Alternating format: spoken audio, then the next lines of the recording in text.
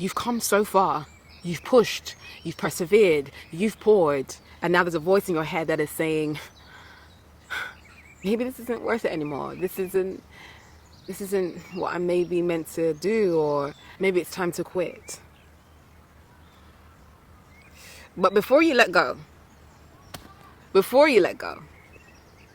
I would like to ask you something. What was your original why? Why did you start in the first place? Was it for growth? Was it for healing? Was it for academic fulfillment? Was it a dream that you were coming close to? Was it for the future? Was it for a version of yourself that you knew you could self-actualize, but just needed to take these steps? Sometimes the journey will wear you down, so much that you forget the fire that started it all in the beginning. Ask yourself, has the why changed, or has the circumstances just gotten harder?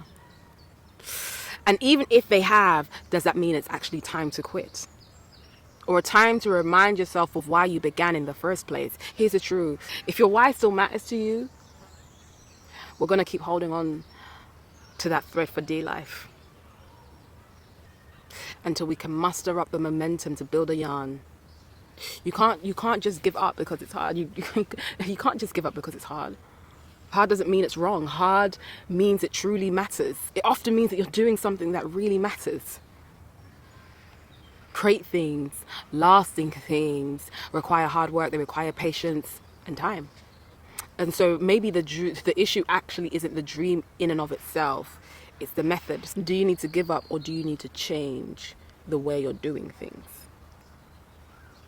Sometimes we get so locked into how something is meant to be, or the process should look, that we don't leave room for flexibility, for growth, for God to do the impossible, to do the exceedingly abundantly above all that we could ever think or imagine, the fathomless. And life is a series of miracles, and in the momentum of building and creating something that is worthwhile, we have to give room for the unimaginable, for the miraculous, or for a simple alteration in the way, the method, the timing that we had set forth for ourselves. So if you are on your last thread, hold on.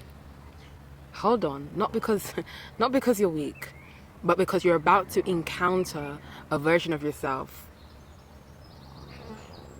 that you've never met before.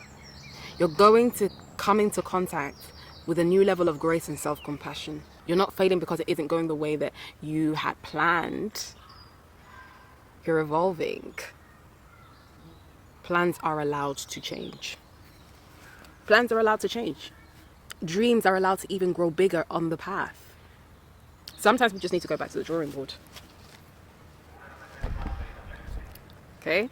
Sometimes we need to go back to the drawing board and to reconstruct and to redevelop and to build better, because with the wisdom that has come through the experience of building and creating something that is worthwhile and that matters to you, you are learning and you're picking up things that are reshaping the path that you are taking. If your why still matters, and you've given yourself the permission to change your method, and still you feel as though amongst actually giving this a go and being very determined and resilient, shifting from a fixed mindset to a growth mindset to allow for the inevitable change. And I still feel as though, you know what, it's time to let this one go. What if giving up isn't the actual end? What if giving up isn't the actual end, but a greater surrender to something that is bigger than you? Letting go of the scarcity, the pressure, the performance. Because sometimes our whys are not even ours. And we learn that in the process. That wait, this whole dream that I had, it was actually a dream of my mother's. Had nothing to do with me. This is not what I want for my life. This is not what I care about. This is not what I want for my life. This is not what I care about. This is not what I'm passionate about. And actually committing to this process has taught me what is truly mine, and what do I own, and what do I value, and what do I appreciate, and what are my gifts, and what are my strengths. What if giving up isn't the end, but a surrender to something greater? Letting go of the performance, the pride, the pressure, and to embrace the gift of starting afresh. Not from scratch, but actually from inside now. Because the process has actually taught you something. And so now when you are building again, you have asked questions, you've grown, you've reflected, you've got clarity, you've got greater direction, you've got greater perspective, and now you have the permission to fail, to rest, to create, to pivot, to try another way. If you feel like you're hanging by a thread, your last thread, and you're ready to give up, pause. That last thread, the one that feels so thin, feels so worn, you feel so stretched, it's often where you're going to meet clarity. It's often where you're going to experience a new level of courage. It's often where you're going to encounter God in a new way. Because sometimes your last thread is your strongest one. Think of the mountain climber. After hours of climbing, their hands are bleeding, they're fatigued, they're just over it at a certain point.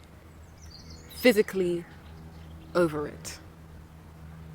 But then there's a moment that something clicks. Wait, this thread that is keeping me from falling, it's also the same thread that is lifting me higher.